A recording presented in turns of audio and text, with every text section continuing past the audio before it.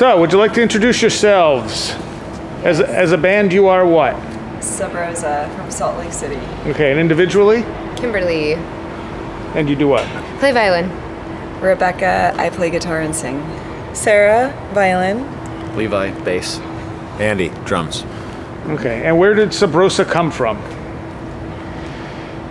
Salt Lake City, Utah. Trick question. We sprang out of the crowd. Came from under a cabbage leaf. Yeah. Where did it start? It started as an idea in my mind for like 3 years before it formed. We started in 2005, and since 2002, I felt like I wanted to start a heavy sludge metal band, and finally the time was right, and I swallowed my fear, and we started. And then Sarah was learning violin at the time, and so we started it together. Okay, and then who came in after that?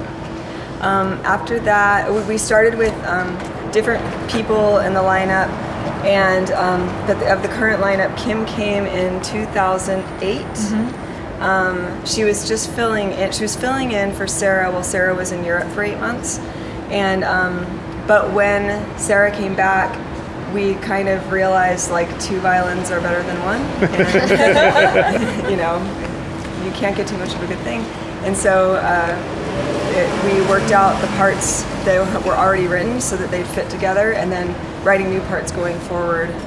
Well, you guys probably can talk about that a little more, but anyway. And then Andy joined 2 years ago, right before Crucial Fest, right? 2 years now? I recorded the No Help from the Mighty Ones record, and then I ran into Rebecca. I was working part-time at a frame shop, and she came in to frame some posters, some tour posters, and I told her that her band's really awesome and that they should make another record, and that if she needs me to, I will play drums in the studio.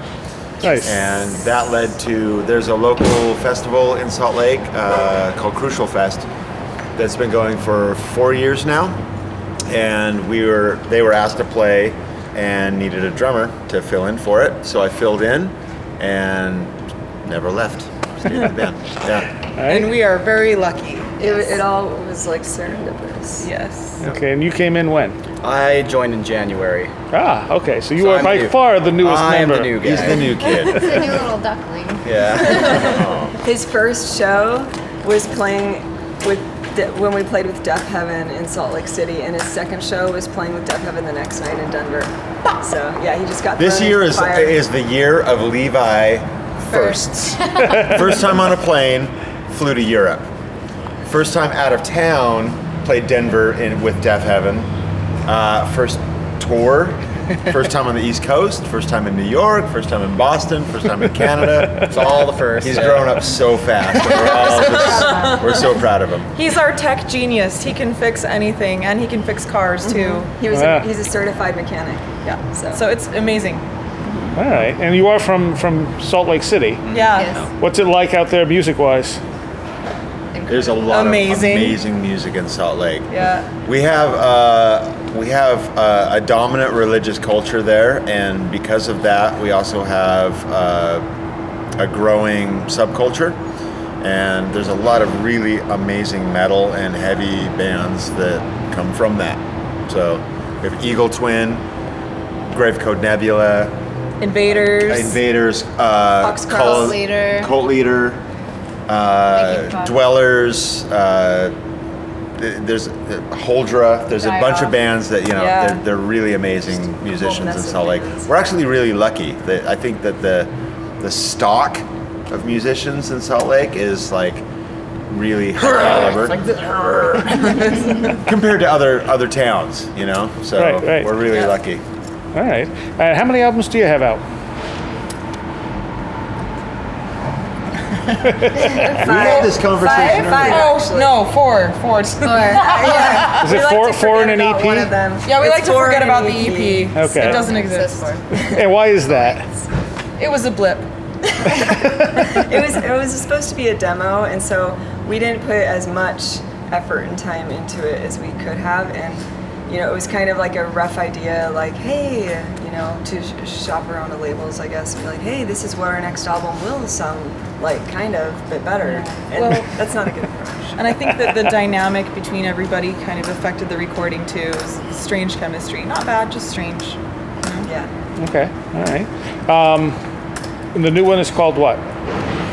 It is called More Constant Than the Gods. And it came out when? Last September 17th, 2013. Okay. And where did you do all the recording down in Salt Lake City? Yes, we recorded at Andy's studio. Okay. And Andy is a local producer in Salt Lake. He's produced hundreds of local bands and local albums. How many? 400 plus now? 7,000. Just hundreds. I don't know. For sure. I'm really lucky. I have lots of really talented friends that give me their confidence to record the records. So Cool. So Andy recorded it. We had it mixed and mastered in Sweden, and yeah, by Magnus Devo Anderson from Marduk, the bassist of Marduk. Nice. How does the songwriting go? How does that come together? Usually it will start with a guitar riff as the skeleton of a song and a basic structure, and then as a band everyone will hear it and like write their own parts, and sometimes we have like sectionals where like the violins will get together and work on parts. But More Constant Than the Gods was written in a slightly different way. Do you guys want to talk about that? The violin That way approach? a lot. Like you would play a riff that you had written or an idea, and then we'd get together. Well, no, actually, we were assigned various songs. We were super busy when we were writing that album, so I would work on a couple songs, and Sarah would work on a couple of songs, and then we'd get together and we'd collaborate.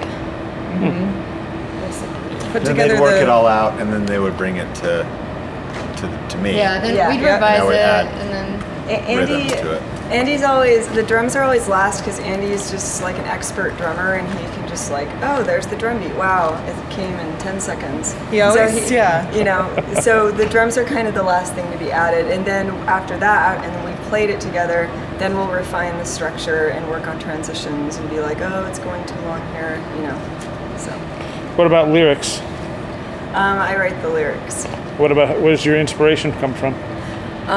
It comes from sometimes literature, and it comes from life experiences and just the state of the world, social and political upheaval, things that make me upset, just things like that. Okay. Now you're on tour right now with Atlas Moth and Boris, and you're in Buffalo at the moment. How many dates have you done before this? 2 this weeks 8? worth. 2 weeks? Oh no, sorry. 13. We've done Like about 8 with 11. Boris, right? eight with this package. We did 4 shows leading up to it.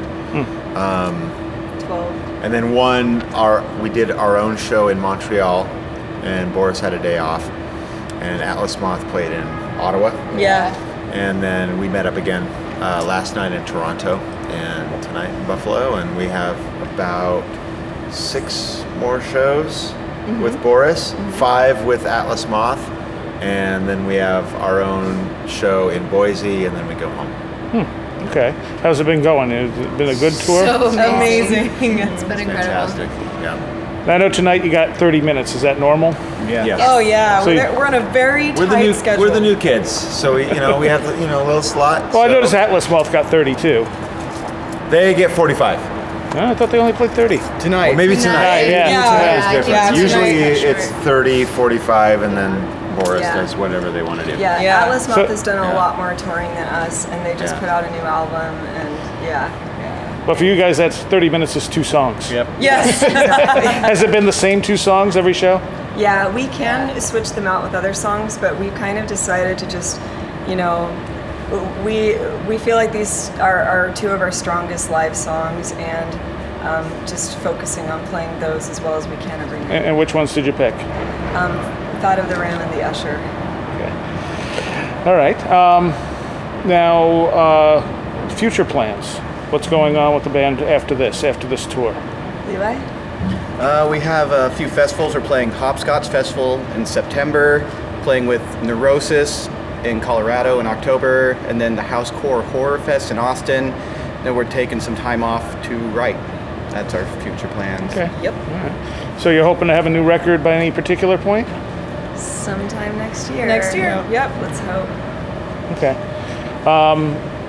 Best moments of the tour? Oh my goodness. There are too many to count. The camaraderie is almost overwhelming. I mean, we've connected with these people so meeting much. Chris Bernie last night was definitely a good Yeah, thing for us. We met the owner of our label last night for the Oh. first time face to face. We've And had what's the interactions label? with him. Profound Lore, Okay. and he's in Canada, and we've never met him face to face. We've just had internet and email and phone calls and things like that. So we stayed with him last night. Atlas Moth also stayed at his house, and they're on his label as well. So that was a nice moment. Yeah, Yes, Profound it was. Lore slumber Yeah. party. That was Yeah. that was a highlight. The whole Profound Lore family together. If we could have Agalok and Paul Bearer with us, it would be excellent. We sat out on the porch and Stavros told awesome tour stories for Yeah. like 45 minutes. What time did we go to bed? 5 o'clock? Something like that. Something like yeah. that. All right. Anything weird happen on this tour? I know there was. No. There's some things, but we can't talk Nothing about. we will speak of on camera, probably. But last night, was it last night? I broke my kick drum pedal, at the beginning of the second or last song, and I tried to improvise using my floor tom as a kick drum, and magically I got away with it. Nice. Andy, People told me that you're no a one pro. noticed, and I acted like a little baby, and about it for a second, but then I pulled it together. We also got caught in. We didn't have a GPS and we couldn't use our phones in Canada, so we hand wrote down all the instructions, and we kind of overshot the exit on the way to the club by about 30 miles. And on the 401 outside of Toronto, that equals an hour or something. So we had to backtrack an hour, and we were just panicking and sweating bullets that we were going to miss the show. And anyway, we got there with half an hour to spare. We have a so. guy with us named Corey, who is in an awesome band from Salt Lake called Making Fuck, and he was driving, and he did a really great job of getting us there. And we literally pulled up exactly at the time that we should have been there. Nice. And the brakes were smoking. Yeah, brakes were smoking. We were white knuckling, and he was driving really fast, but he got us there in perfect time. Atlas Moth was just starting their sound check, so it was like it worked out Perfect. great. Yeah. Nice. All right. Is there anything else people should know about Subrosa? Where'd the name come from, for one? Oh well, it's hard to say. I mean, there are a lot of different meanings, but you can take the term Subrosa, which means literally under the rose, and it's something that connotes secrecy, and you can apply it to a lot of different things. But I think where it applies to us specifically is hidden beauty and the buried coming up, and of course the low end, which we worship, and all of that. So it's multifaceted, I guess. Who came up with the name? Rebecca and I did. It was Sarah came up with the name Subrosa Black Box Theater, and then we were like, That's a that's little really too long long. and it sounds snobby, so let's scrap those last two words. It's hard to fit on the shirt. We went through like at least 100 band names, and I wrote them on the backs of envelopes. I wish I still had some of those. Yeah. But anyway, we finally kind of fixated on that one, and I was like, why don't we just call it Subrosa? And so yeah. Anything else people should know? We're really Hopefully Yeah, we're gonna thank be everyone in touring that. more, and we'll be out Yeah. doing stuff next year, and hopefully we'll have a new record out next year or so, and Yeah. All right. hopefully people dig it. We're really grateful to be here. We're having a great time on the tour, and we're really glad that Boris asked us to come. Yeah. Yeah. They're really warm and gracious people, so it's been amazing. Yeah. All right. Cool. Well, thank you very much. And thank you to you for the Yeah, thank you, Soraya.